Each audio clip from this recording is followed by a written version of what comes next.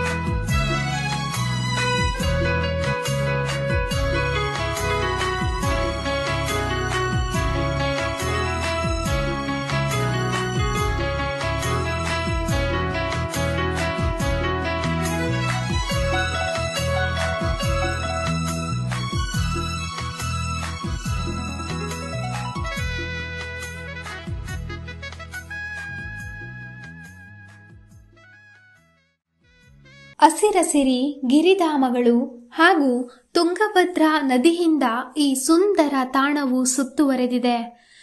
ರಾಮಾಯಣ ಕಾಲದಲ್ಲಿ ಈ ತಾಣವು ವಾಲಿಯ ರಾಜಧಾನಿಯಾಗಿತ್ತು.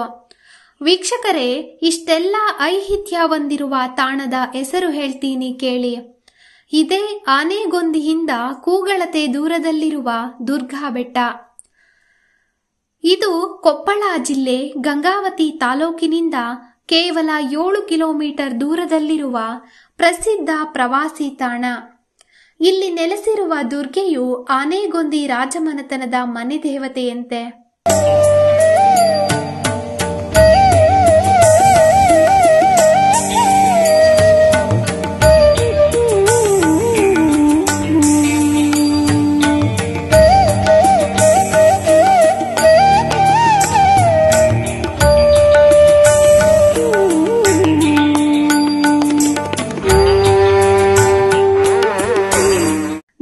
ಬೆಟ್ಟದ ಸುತ್ತಲೂ ಆಂಜನೇಯ ಜನ್ಮಸ್ಥಳವೆಂದು ಜಗತ್ಪ್ರಸಿದ್ಧಿ ಪಡೆದ ಅಂಜನಾದ್ರಿ ಬೆಟ್ಟ, ಪಂಪ ಸರೋವರ, ಆನೆಗೊಂದಿ ಸೇರಿದಂತೆ ಅನೇಕ ಇತಿಹಾಸದ ಕುರುಹುಗಳಿರುವ ಈ ಒಟ್ಟಾರೆ ಪ್ರದೇಶಕ್ಕೆ ಕಿಷ್ಕಿಂಧೆ ಎನ್ನುವ ಹೆಸರಿದೆ.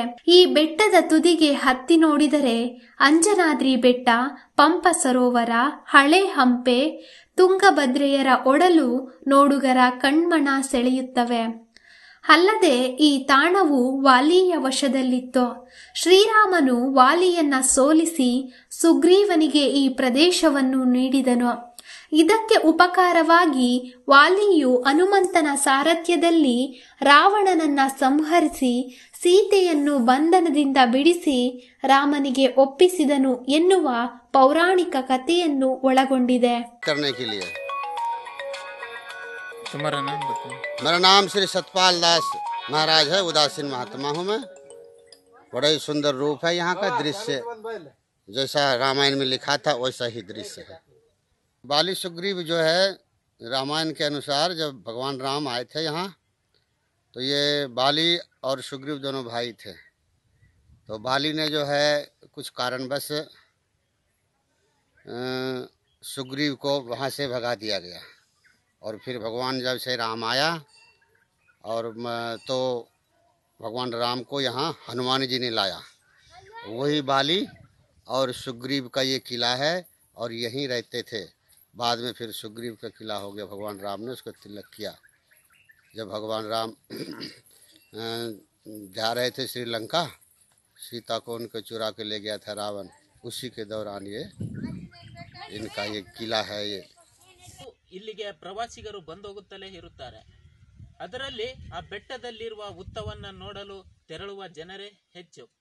ಭಕ್ತರು ಪ್ರವಾಸಿಗರು ಮೊದಲು ದುರ್ಗೆಯ ದರ್ಶನ ಪಡೆದು ನಂತರ ಉತ್ತ ನೋಡಲು ಕೌತುಕದಿಂದ ಸಾಗುವುದು ಸುಳ್ಳಲ್ಲ. ಬೆಟ್ಟದ ಸಂದಿಗಳಲ್ಲಿ ಹೆಬ್ಬಂಡೆಗಳ ಅಡಿಯಲ್ಲಿ ಬೆಳೆದ ಉತ್ತವು 2 ಅಡಿಯಷ್ಟು ಎತ್ತರವಿದೆ.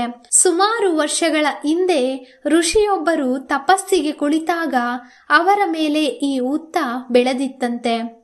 ಸರ್ಪದೋಷವಿರುವವರು ಅಲ್ಲಿ ಪೂಜೆ ಮಾಡಿಸಿದರೆ ಸರ್ಪದೋಷ ನಿವಾರಣೆಯಾಗುತ್ತದೆ ಎನ್ನುತ್ತಾರೆ ಅಲ್ಲಿಯ ಗಣೇಶ ಸ್ವಾಮಿ. ನನ್ನ ಹೆಸರು ಗಣೇಶ್ ಸ್ವಾಮಿ ಅಂತ, ಅಂದರೆ ಗಣೇಶ್ ಗುಡಿ ಸ್ವಾಮಿ ಇರೋದ್ರಿಂದ ಗಣೇಶ ಸ್ವಾಮಿ ಅಂತ ಕೂಗ್ತಾರೆ. ಇದು ವಾಲಿ ಗುಹೆ ಅಂತ. ವಾಲಿ ತ್ರೇತಾಯುಗದಲ್ಲಿ ಒಬ್ಬ ಮಾಯಾವಿ ಎಂಬ ರಾಕ್ಷಸನ ಅಟ್ಟಿಸ್ಕೊ ಒಳಗಡೆ ಕೊಲ್ಲಕ್ಕೆ ಹೋದಾಗ ಆ ಸುಗ್ರೀಂಗೆ ವಾಲಿ ಹೇಳ್ಬಿಟ್ಟು ಹೋಗ್ತಾನೆ, 15 ದಿನದಿಂದ ನಾನು ಹೊರಗಡೆ ಬರಲಿಲ್ಲ ಅಂದರೆ ನೀನು ಗುಹೆ ಬಾಗಿಲು ಮುಚ್ಚು ಅಂತ ಹೇಳ್ಬಿಟ್ಟು ಒಳಗಡೆ ಹೋದಾಗ 15 ದಿನ ನಂತರ ಅವನು ಬರಲ್ಲ, ರಕ್ತ ಬರುತ್ತೆ. ಅವಾಗ ನಮ್ಮ ಅಣ್ಣನ ಸುತ್ತಾನೆ ಅಂತ ಆ ಸೈಡ್ ಬಾಗಿಲು ಮುಚ್ಚಿಬಿಡ್ತಾನೆ ವಾಲಿ ಸುಗ್ರೀವ. ಆವಾಗ ವಾಲಿ ಈ ಸೈಡಿಂದ ಹೊರಗಡೆ ಬರ್ತಾನೆ, ಅದಕ್ಕೆ ವಾಲಿ ಗುಹೆ ಅಂತ ಕೂಗ್ತಾರೆ. ಇದು ಗಣೇಶನ ಗುಡಿ ಮತ್ತು ಶಿವಾಲಯ. ಅಲ್ಲಿ ನವಗ್ರಹ ಇದೆ, ಅಲ್ಲಿ ವನದೇವತೆ ಅಂತ ಅಂದರೆ ವನಗಳಿದೆ, ರಾಶಿವನ, ನಕ್ಷತ್ರವನ, ಈ ಥರ. ಇಲ್ಲಿಂದ ಮೇಲ್ಗಡೆ ಒಂದು ಸ್ವಲ್ಪ ದೂರ ಹೋಗುತ್ತೆ, ಅಲ್ಲಿ ಹೋದರೆ ಒಂದು ಹಾವಿನ ಹುತ್ತ ಇದೆ. ಎಷ್ಟೋ ವರ್ಷಗಳಿಂದ ಒಬ್ಬ ಋಷಿ ತಪಸ್ ಮಾಡ್ಬೇಕಾದ್ರೆ ಹಾಗೆ ಬೆಳೆದು ಬಿಟ್ಟಿರುತ್ತೆ ಅವ್ರ ಮೇಲೆ. ಮೇಲಿಂದ ನಿಂತ್ಕೊಂಡು ನೋಡಿದ್ರೆ ಗಣೇಶನ ಆಕೃತಿ ಕಾಣಿಸುತ್ತೆ. ಮತ್ತು ಎಂಥ ಮಳೆ ಬಂದರೂ ಅದ್ರ ಮೇಲೆ ಒಂದು ಹನಿ ನೀರು ಬೀಳಿಕ್ಕಿಲ್ಲ. ಸರ್ಪದೋಷ ಇದ್ದರೂ ಅಲ್ಲಿ ರವಿವಾರಾಗಿ ಪೂಜೆ ಮಾಡಿದ್ರೆ ಸರ್ಪದೋಷ ನಿವಾರಣೆಯಾಗುತ್ತೆ. ಮತ್ತು ಭಗವದ್ಗೀತೆಯಲ್ಲಿ ಇದು ಯೋಗ ಅಂತ ಹೇಳ್ತಾನೆ, ಅಂದರೆ ಮೆಡಿಟೇಷನ್, ಧ್ಯಾನ ಆ ಥರ ಪ್ರಾಕ್ಟೀಸ್ ಮಾಡಲ್ಲ ಕುಂತ್ರೆ ಓಂಕಾರ ಸೌಂಡ್ ಬರುತ್ತೆ, ಅಷ್ಟು ವಿಶೇಷವಾಗಿರೋದು. ಬೆಟ್ಟವೆಲ್ಲ ಸುತ್ತಾಡಿ ಕೆಳಗಡೆ ಬಂದ ಮೇಲೆ ಅಲ್ಲೇ ಇರುವ ವಿಶಾಲ ಕಟ್ಟಡದ ಗೋಶಾಲೆ ಕಾಣುತ್ತದೆ. ಅಲ್ಲಿ ಸುಮಾರು 400ಕ್ಕೂ ಹೆಚ್ಚು ಗೋವುಗಳಿವೆ. ಅವುಗಳಲ್ಲಿ ಭಕ್ತರು ದೇಣಿಗೆ ನೀಡಿರುವ ಹಾಗೂ ಹೊರ ರಾಜ್ಯಗಳಿಂದ ತಂದಿರುವ ವಿವಿಧ ತಳಿಯ ಗೋವುಗಳಿವೆ. ಇವುಗಳನ್ನು ನೋಡಿಕೊಳ್ಳುವ ಜವಾಬ್ದಾರಿ ದೇವಸ್ಥಾನದ ಆಡಳಿತ ಮಂಡಳಿಯ ಮೇಲಿರುತ್ತದೆ.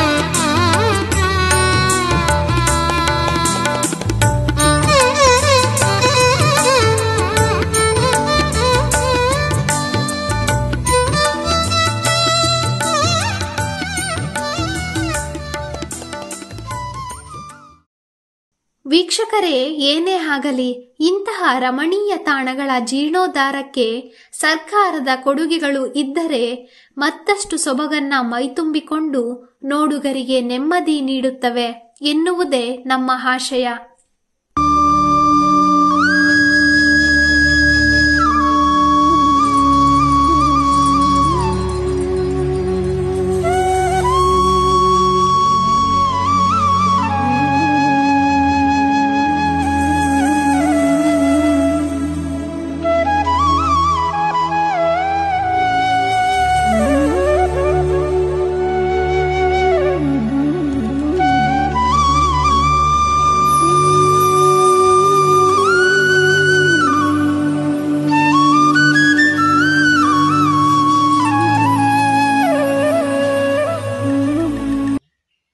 ನೋಡಿದ್ರಲ್ಲ ವೀಕ್ಷಕರೇ, ದುರ್ಗಾ ಬೆಟ್ಟದ ವಿಶೇಷವನ್ನ.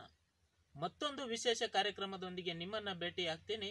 ಅಲ್ಲಿವರೆಗೂ ನೋಡ್ತಾ ಇರಿ ಸಿದ್ಧಾರ್ಥ ನ್ಯೂಸ್. ಇದು ಪರಿವರ್ತನೆಯ ಮೊದಲ ಹೆಜ್ಜೆ.